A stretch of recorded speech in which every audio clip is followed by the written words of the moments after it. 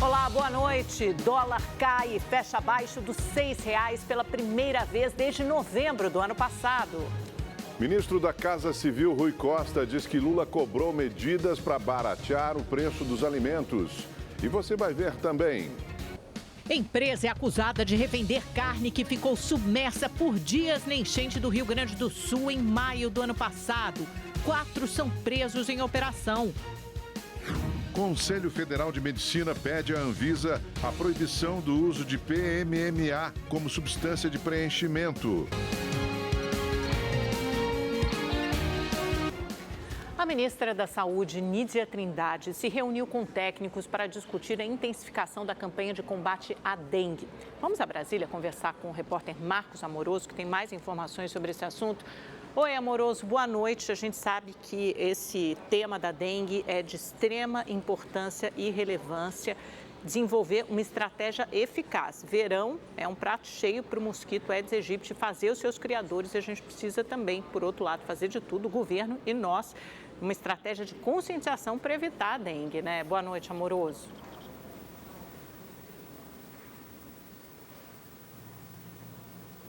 Olá, Amanda. Boa noite a você, Augusto, a todos que nos assistem, principalmente em relação a essas chuvas que estão acontecendo, caindo em todo o país, né?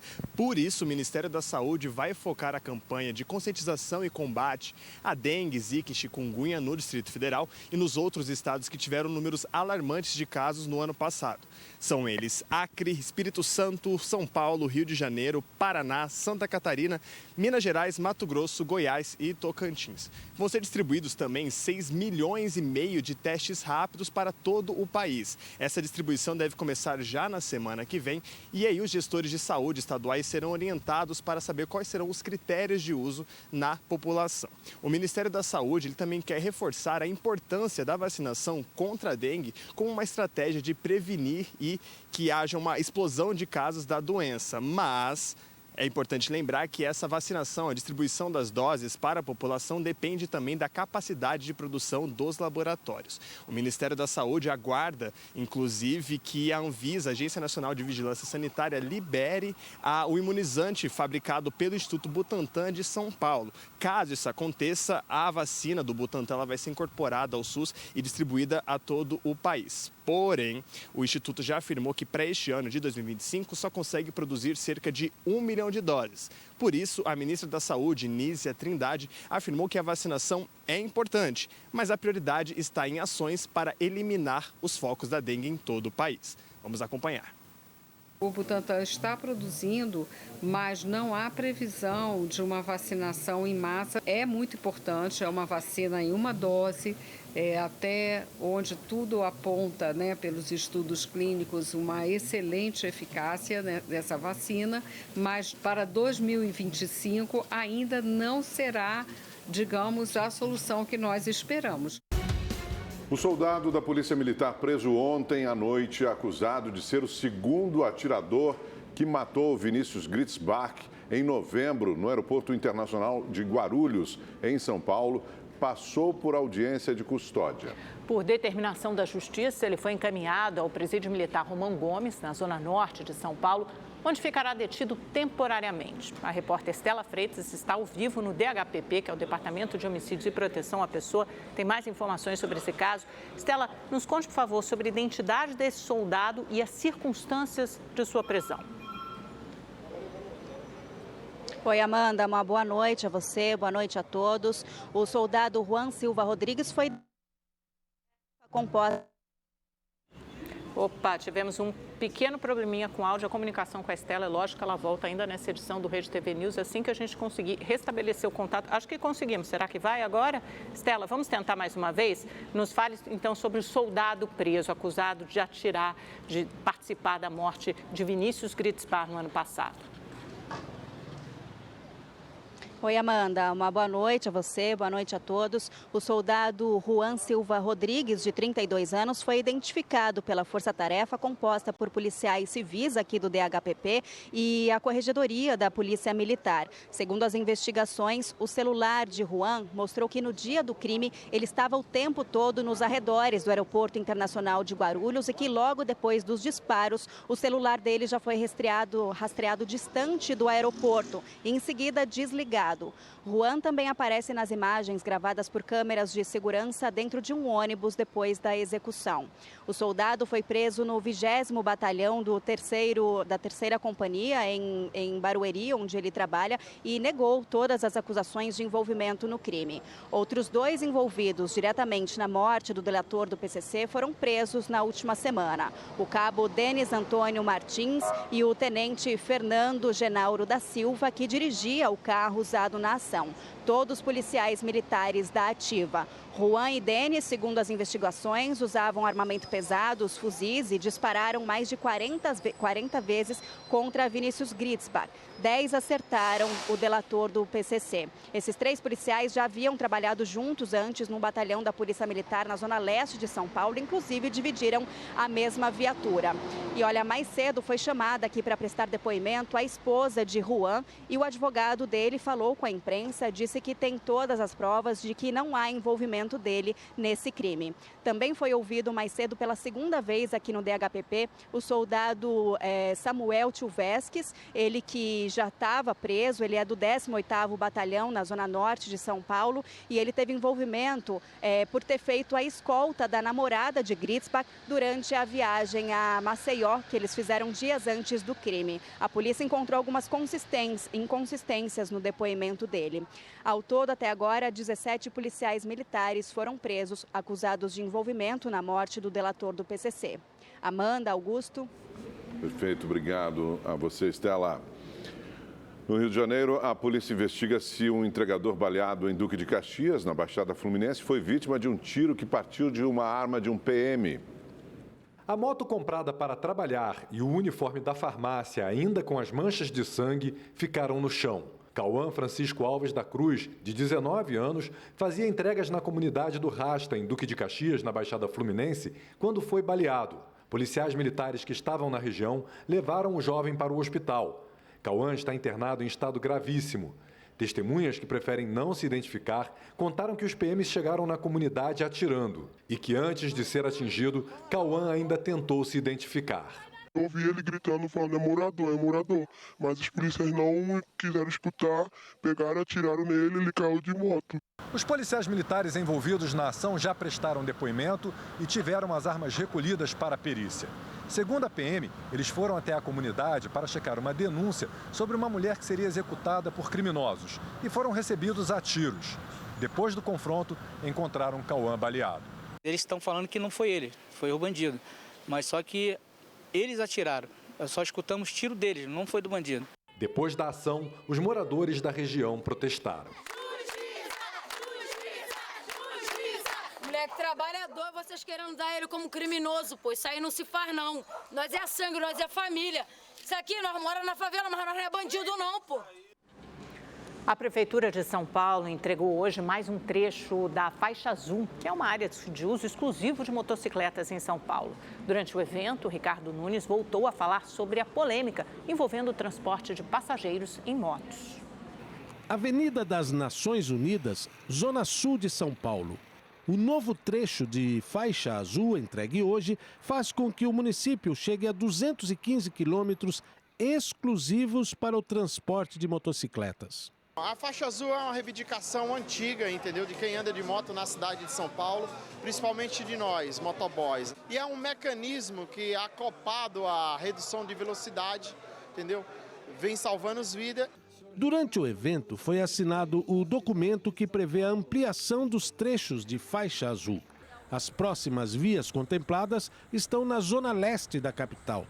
A meta traçada pela gestão municipal é chegar a 400 quilômetros. A gente teve, nas vias que hoje tem faixa azul, 36 óbitos de janeiro a dezembro de 2023, e com a implantação da faixa azul, reduziu para 19. Como foi dito aqui, ainda é muito, mas a gente reduziu em metade, num cenário onde aumentou drasticamente o número de óbitos no contexto geral da cidade dos motociclistas. Com cerca de 1.300.000 motos, São Paulo teve ao todo 402 mortes de motociclistas ou passageiros em 2023. Subiu para 481 no ano passado, um aumento de quase 20%. Em 2024, quase metade das mortes no trânsito envolveram motociclistas. Os números são usados para justificar o decreto municipal de 2023 que proíbe o serviço de mototáxi. Baseada em uma lei federal que autoriza a modalidade, a 99 ampliou a oferta de transporte e deu início a uma batalha jurídica. Hoje, a Uber informou que também vai disponibilizar o Moto Uber. Durante a solenidade, o prefeito comentou sobre a batalha judicial para impedir o serviço de mototáxi na cidade de São Paulo. Nós vamos entrar hoje com uma ação junto à Polícia Civil, comunicando o descumprimento da legislação e fazendo uma queixa-crime. A gente tem apresentado dados, a gente tem conversado, a gente tem falado que essa atividade vai aumentar o número de óbitos, né? Acabei de colocar os dados aqui, e mesmo assim eles insistem em fazer essa atividade. O Ministério Público do Trabalho confirmou que recebeu da Prefeitura de São Paulo a notificação sobre a atividade de mototáxi e informou que solicitará uma reunião com a Secretaria de Mobilidade Urbana e Transporte, a secretária, melhor dizendo, Elizabeth França, para compartilhamento de dados técnicos sobre a atividade. Em Minas Gerais, depois de 5 dias de altas temperaturas, um temporal com ventos fortes e chuva de granizo causou estragos na tarde de hoje em Belo Horizonte. Um motorista registrava a tempestade quando foi surpreendido pela queda do muro de uma casa. Nossa, caiu no meu carro, velho. Nossa, arrebentou meu carro. Moradores de várias regiões da capital mineira registraram a chuva de granizo. Nessa rua, cobertores foram usados na tentativa de proteger os carros. Em outro ponto da cidade, um veículo foi arrastado pela correnteza. Um vendaval arrancou o telhado de uma casa que acabou caindo sobre a fiação elétrica. De acordo com a Defesa Civil de BH, a região da Pampulha foi a mais atingida pela chuva, com volume de quase 50 milímetros. Apesar dos estragos, não houve registro de feridos. Pelo menos isso, né? Hora de conversar com o nosso Igor Silveira para falar sobre a previsão do tempo. Eu cheguei ontem de férias e levei um susto, porque é um calorão, tá um forno aqui em São Paulo. Igor, a gente sabe que nessa época do ano é calor, acompanhada por chuva à tarde. Pelo menos hoje não choveu em São Paulo. Qual a previsão para os próximos dias? Vamos lá. Boa noite, Amanda, bem-vinda de volta. Boa noite, Augusto. Boa noite para você que está em casa. Olha, choveu não só em São Paulo, mas em algumas regiões sim, viu?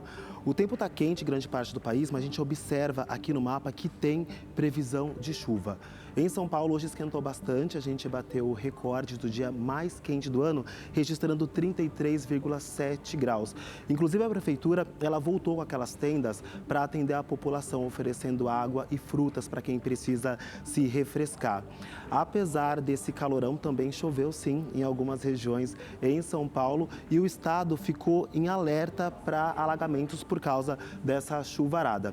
Amanhã não vai ser diferente, esquenta bastante durante o dia e tem previsão de chuva em pontos isolados no período da tarde, máxima chegando aos 29 graus.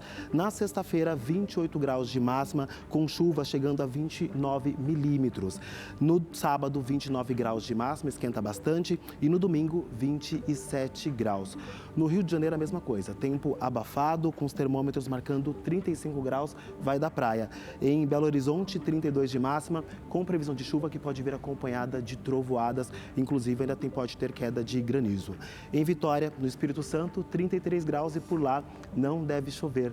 Agora, no Nordeste, o sol ele permanece em grande parte do litoral e no interior da Bahia.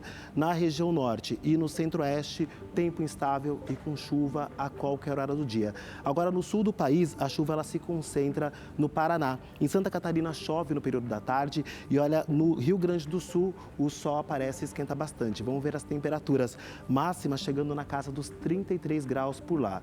No centro do país, 31 de máxima em Cuiabá e na região norte, marcando 33 graus de máxima nesta quinta-feira. Boa noite para todo mundo. Amanda, Augusto. Tá quente no Brasil todo, né, Igor? Obrigado, Igor. Até amanhã. O ministro Flávio Dino, do Supremo Tribunal Federal, deu 15 dias de prazo para o governo federal e os estados atualizarem os dados sobre as queimadas na Amazônia e no Pantanal. Segundo o MAP Biomas, quase 31 milhões de hectares foram devastados pelo fogo no ano passado. O levantamento aponta um aumento de 79% nas queimadas em relação a 2023. 3 em cada 4 hectares destruídos no país eram de vegetação nativa. A floresta amazônica foi a mais afetada, com quase 18 milhões de hectares atingidos pelo fogo. O ministro Flávio Dino, do STF, determinou que o governo federal e os estados das regiões amazônica e do Pantanal atualizem as informações sobre as investigações de queimadas nessas áreas. Dino também ordenou que, em até 30 dias, sejam apresentados planos de emergência, com ações educativas e de conscientização para prevenir incêndios. O Rio de Janeiro, principal destino turístico do Brasil, encerrou 2024 com o melhor desempenho dos últimos 10 anos. Os eventos, principalmente os esportivos e os de entretenimento, ajudaram a movimentar a economia da cidade maravilhosa. Marília é de Goiânia e apaixonada pelo Rio de Janeiro. Eu falo que é o meu lugar no mundo, porque junta tudo, junta a natureza, que eu acho tudo aqui muito lindo, e o movimento da cidade grande também, então é a união perfeita. Conhecido pelas belezas naturais, o Rio também tem sido a casa de grandes eventos. O Rio de Janeiro encerrou 2024 com um marco histórico no turismo. Segundo o Visit Rio, a cidade maravilhosa teve o melhor ano em quase uma década. Foram 485 eventos, um aumento de 45% em comparação com o ano anterior e o maior número desde 2015. Destaque para os segmentos esportivo e de entretenimento, que proporcionaram eventos como o grandioso show da Madonna em plena praia de Copacabana. Nós temos uma bela cidade, nós temos costas, nós temos mar e nós somos uma metrópole, tudo isso combinado. Então isso é uma atratividade muito forte para aquele organizador de evento que quer fazer aqui. 32% dos eventos realizados no ano passado foram internacionais, como a cúpula do G20, que reuniu as maiores economias do mundo. No ano passado, o turismo movimentou mais de 8 bilhões de reais, 402 milhões arrecadados em impostos. O impacto do turismo é muito mais do que só o gasto que o visitante faz na hotelaria ou só o gasto que o visitante faz num restaurante, por exemplo. Esses setores têm outros subsetores que estão atrás deles e que também formam uma grande cadeia de fornecimento e, obviamente, essa cadeia de fornecimento também recebe esses resultados econômicos e distribui assim, em formas de emprego, distribui em formas de impostos, distribui em formas de aumento de infraestrutura. Para este turista de Portugal, que já visitou a cidade maravilhosa mais de 15 vezes, não faltam motivos para amar e atrativos para voltar. É a cidade mais bonita do mundo, para mim. Porque é uma cidade que tem uma energia própria, tem um cheiro especial, tem uma beleza natural maravilhosa. É de facto uma cidade encantadora e que as pessoas se apaixonam.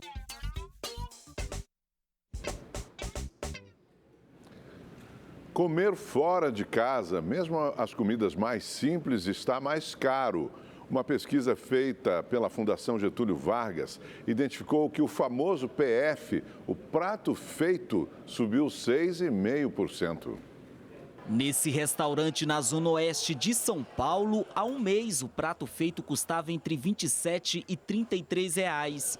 Hoje, o PF mais barato sai por R$ 35 reais. Tá caro. Ficando cada vez mais caro. E como é que você faz para driblar? Sempre come fora?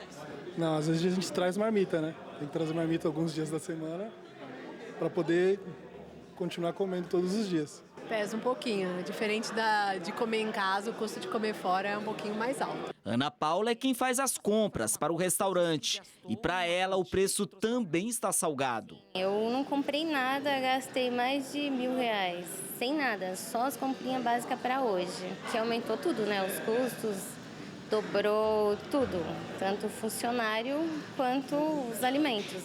Segundo uma pesquisa feita pela Fundação Getúlio Vargas, o prato feito, conhecido popularmente como PF, ficou 6,5% mais caro. O motivo é a alta que alguns dos principais ingredientes sofreram no ano passado. O maior vilão foi a carne bovina, que aumentou mais de 18%. Na sequência estão o frango e o arroz, que subiram 7,5%. As carnes bovinas, elas aumentam e acabam levando o frango junto, porque existe um movimento de substituição pelo fato do frango ser uma proteína com um nível de preços menor. Isso faz com que as pessoas acabem fazendo essa substituição quando os preços aumentam muito. O VR dá conta do mês? Não. É dar justo, assim, né? A gente tenta economizar um dia e abusa mais o outro. Tem que balancear para poder usar o mês inteiro o VR. Para aliviar um pouco para a clientela, a Ana Paula adotou uma estratégia refrescante. E aí a clientela vem por causa do suco. Vem por causa do suco. Tem gente que vem só para tomar suco, você acredita? Com esse calorzão? Então, ainda mais com esse calor. E aí, né, gente, os preços dos alimentos, os alimentos mais caros, estão no radar do governo federal. E hoje, o ministro da Casa Civil, Rui Costa, afirmou que o governo vai adotar medidas para reduzir o preço dos alimentos. O assunto foi discutido na primeira reunião ministerial do ano. De acordo com Rui Costa, o presidente Lula determinou que o governo busque medidas para baratear o preço dos alimentos. No final do ano passado, o presidente fez uma reunião com a rede de supermercados do país, também com a mesma pauta. A rede de supermercados sugeriu algumas medidas e nós vamos implementá-las agora nesse primeiro bimestre. Então, vamos, a partir dessas reuniões, ouvindo também os produtores, buscar medidas que consigam reduzir o preço dos alimentos. O ministro não deu detalhes sobre as medidas que vão ser adotadas. O governo tem sido pressionado por causa do aumento de preços dos alimentos. De acordo com o IBGE, a alta de 8,23% na alimentação em casa foi um dos principais fatores para o aumento da inflação de 2024. Rui Costa também declarou que os aumentos foram influenciados pelas condições climáticas do último ano, o que comprometeu a produção agrícola. Nós tivemos forte seca em muitas regiões, em outras muita chuva. Muita produção de arroz foi perdida em 2024 e isso fez com que, obviamente, se tendo menos oferta do que a procura, o preço sobe. Mas a expectativa nossa é que a safra agora seja muito melhor e de vários produtos, e isso deve contribuir para o barateamento dos alimentos. 4 pessoas foram presas no interior do Rio de Janeiro por vender carnes que ficaram submersas durante a enchente do Rio Grande do Sul no ano passado. Policiais da Delegacia do Consumidor do Rio de Janeiro e de Porto Alegre cumpriram 8 mandados de busca e apreensão contra sócios deste frigorífico em Três Rios, no sul fluminense. Um deles, Almir Jorge da Silva, foi preso em flagrante. Segundo as investigações, a empresa comprou carne estragada de um frigorífico de Porto Alegre, no Rio Grande do Sul. De acordo com a polícia, a carne ficou submersa por mais de 30 dias durante as enchentes no sul, que deixaram 200 mortos no ano passado.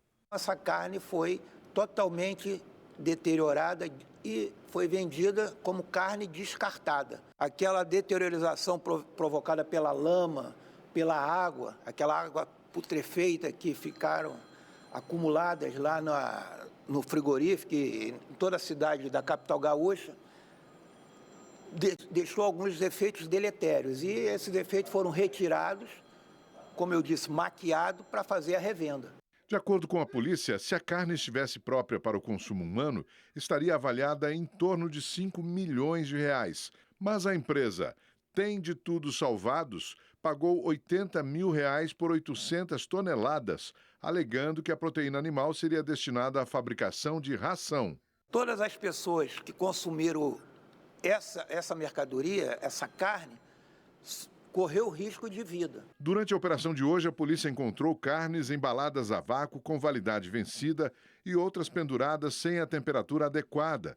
Os investigados podem responder pelos crimes de associação criminosa, receptação, adulteração e corrupção de alimentos. Nós não localizamos a defesa do frigorífico Tem de Tudo Salvados e nem a do sócio Almir Jorge da Silva, que foi preso na ação. Mais de 400 mil brasileiros já participaram de um projeto que escaneia a íris em troca de pagamento em criptomoedas. Mas especialistas alertam que a falta de transparência em como essas informações serão usadas pode ser um risco para quem participa do projeto. Parece cena de filme futurista, mas não é, é real. Brasileiros estão se voluntariando para escanear a íris. Para atrair mais pessoas, a empresa oferece em troca um valor em criptomoedas. Vale a pena, muito. Porque quando a gente está na necessidade, a gente só não rouba e nem mata, mas a gente faz o que a gente pode fazer. Falei, então vou fazer também, todo mundo está fazendo, vamos. E é novidade, né? Interessante. A captura da íris é feita por uma câmera como esta que faz uma foto dos olhos. Depois, os dados coletados são transformados em uma identificação digital como uma espécie de RG online. A empresa envolvida na implantação do projeto no Brasil diz que as imagens da íris são deletadas e substituídas por um código anônimo, que é quebrado em vários pedacinhos diferentes para garantir a privacidade das pessoas. Segundo os organizadores, o objetivo é diferenciar seres humanos de robôs quando a inteligência artificial avançar. Hoje, mais de 50% do fluxo da internet ele já acontece por bots. Bots são códigos de computador que fazem tarefas repetitivas na internet. Por exemplo, colocar um comentário, dar um like em determinado conteúdo. Ao passo que a inteligência artificial evolui, esses bots cada vez mais vão se comportar como humanos na internet. E vai ficar cada vez mais complicado ou difícil nós humanos separarmos ou identificarmos o que é uma inteligência artificial, o que é um humano de verdade na rede.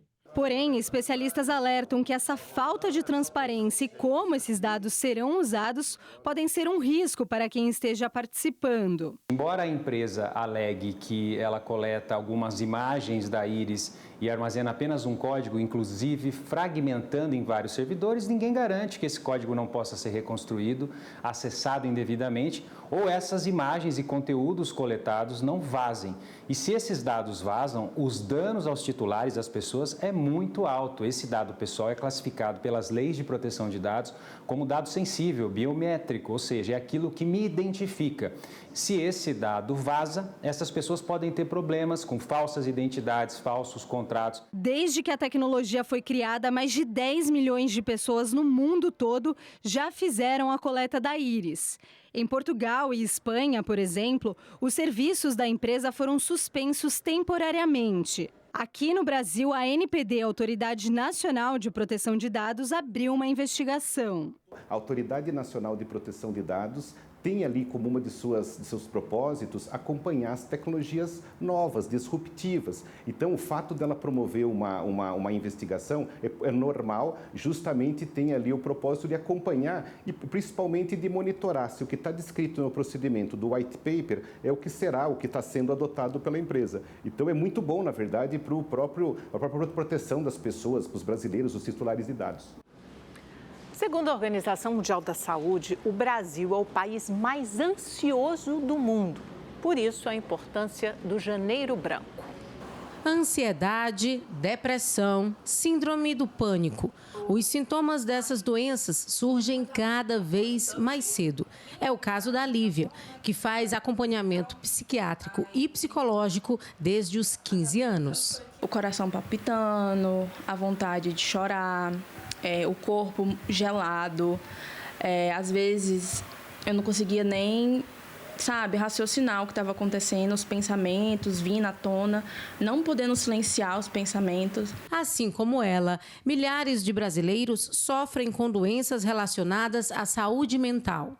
Além de ser o país mais ansioso do mundo, uma pesquisa da Associação Internacional de Controle do Estresse e da Tensão mostrou que o Brasil é o segundo no ranking mundial em número de pessoas estressadas e depressivas.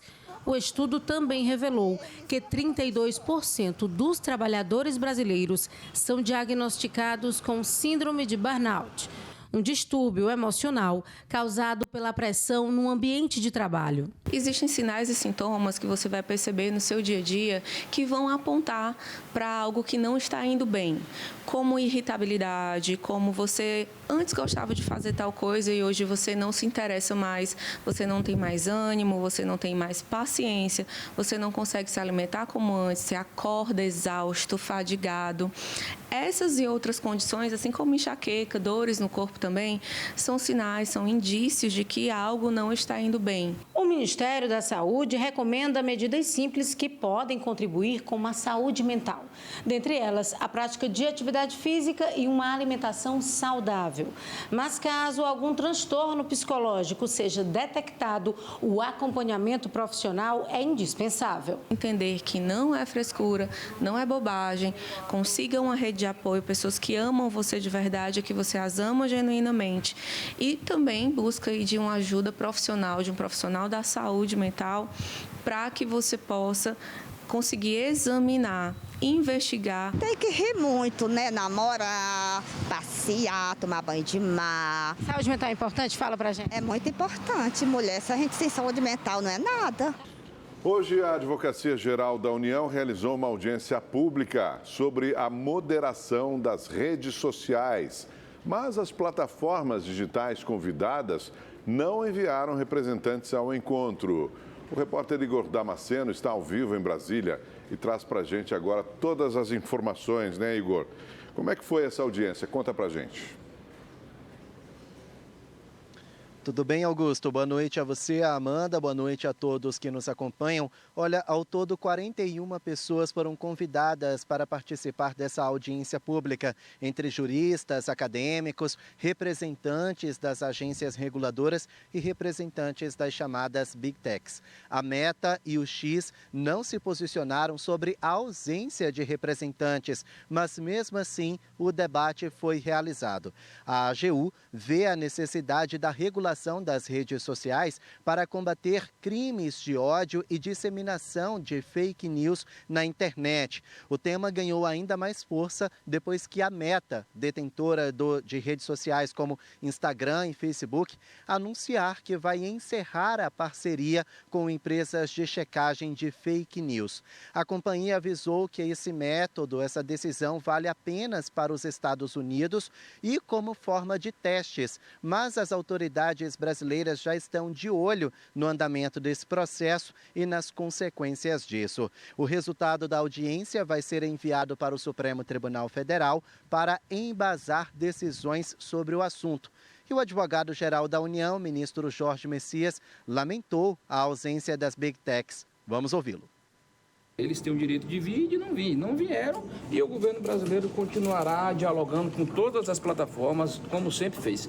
O nosso objetivo é encontrar uma solução que ofereça segurança para os brasileiros e nós vamos extrair daqui dessa audiência pública, como de outros espaços de diálogo, uma fórmula. As portas da AGU e do governo federal estão sempre abertas para dialogar com todas as empresas que aqui participem no ambiente de negócios brasileiro. Enquanto investidores observavam as possíveis mudanças na política tarifária dos Estados Unidos, até agora as tarifas anunciadas pelo presidente Trump foram muito menores do que ele prometeu na campanha, o que é positivo para a economia mundial. Aqui no Brasil, o dólar encerrou o dia no menor valor desde o dia 27 de novembro do ano passado, ou seja, um alívio.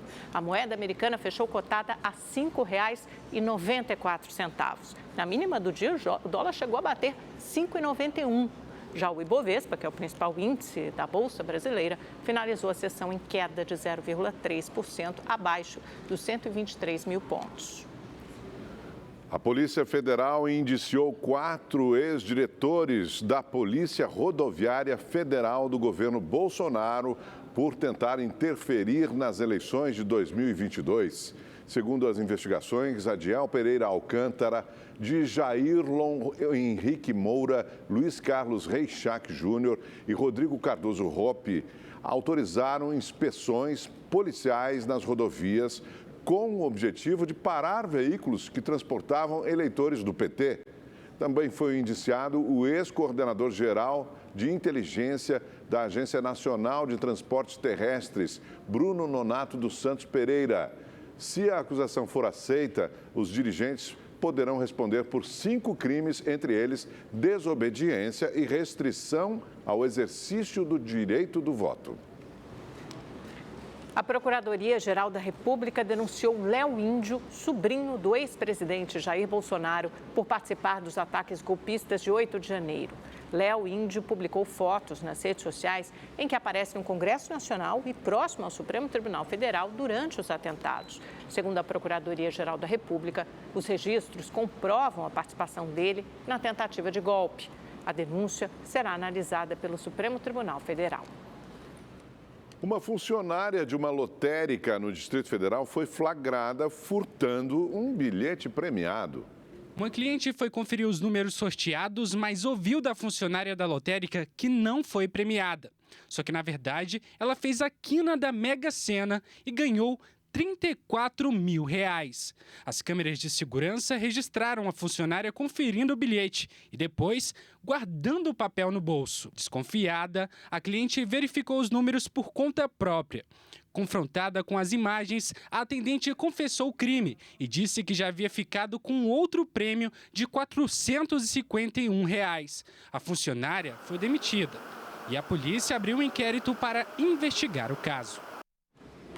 O Conselho Federal de Medicina pediu à Anvisa a proibição do uso da substância conhecida como PMMA em procedimentos estéticos. O material provoca fortes reações no organismo, deixa sequelas e pode causar a morte de pacientes. Letícia teve várias complicações após passar por um procedimento com PMMA. Segundo ela, o cirurgião não informou sobre o uso da substância. O primeiro sinal de rejeição foi a formação de nódulos nos glúteos. Conforme vai passando o tempo, esses nódulos eles vão se agrupando e o seu glúteo ele vai ficando duro, tipo um cimento mesmo, bem duro mesmo. E aí você sente dor, queimação. Os problemas se agravaram. O produto chegou a perfurar a pele. Nos últimos anos, ela passou por 6 cirurgias para a retirada do PMMA. Meu problema é que retirou tanto tecido que a minha pele ela grudou diretamente no osso. Então eu vou ter que fazer uma cirurgia para poder remover parte do produto que está perto dessa região e para poder tentar fechar essa cicatriz, que no momento ela está aberta. PMMA é a sigla para polimetilmetacrilato, um componente plástico usado na fabricação de lentes e nas áreas de odontologia e ortopedia. Por causa dos riscos, a utilização em procedimentos estéticos não é indicada, mas a substância tem ganhado cada vez mais espaço, principalmente para aumentar o volume de glúteos e coxas. Dependendo do volume injetado, você vai causar aí, uma infecção local com sepsemia ou vai causar uma embolização maciça, que é óbito imediato, ou então insuficiência renal. Em março do ano passado, uma mulher de 61 anos morreu em Belo Horizonte após passar por uma aplicação de PMMA.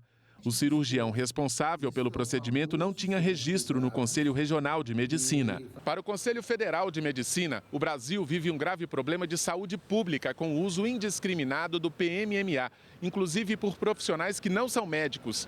Por isso, a entidade solicitou à Anvisa a proibição da substância. No Brasil, a Anvisa exige registro para uso do PMMA para preenchimento subcutâneo. A substância só pode ser usada por profissionais treinados e habilitados em 2 situações. No caso de correções de lipodistrofia, uma doença que causa uma distribuição anormal de gordura no corpo, e em casos de correções faciais e corporais. Ela tem sido muito usada para preenchedor em pacientes com HIV, que tem um problema de lipodistrofia, né, da face, um emagrecimento muito grande do rosto, e fica faltando gordura, e o PMMA tem sido usado para esses casos. No entanto, a Sociedade Brasileira de Cirurgia Plástica já havia alertado que o uso do PMMA não é recomendado. A Anvisa informou que recebeu o documento do Conselho Federal de Medicina e vai analisar as informações. É uma substância inabsorvível pelo corpo humano. Tem acontecido complicações horríveis com esse uso indiscriminado dessa substância. Então, o Conselho Federal veio com essa ação para tentar coibir esse tipo de ação, para resguardar a vida dessas pessoas.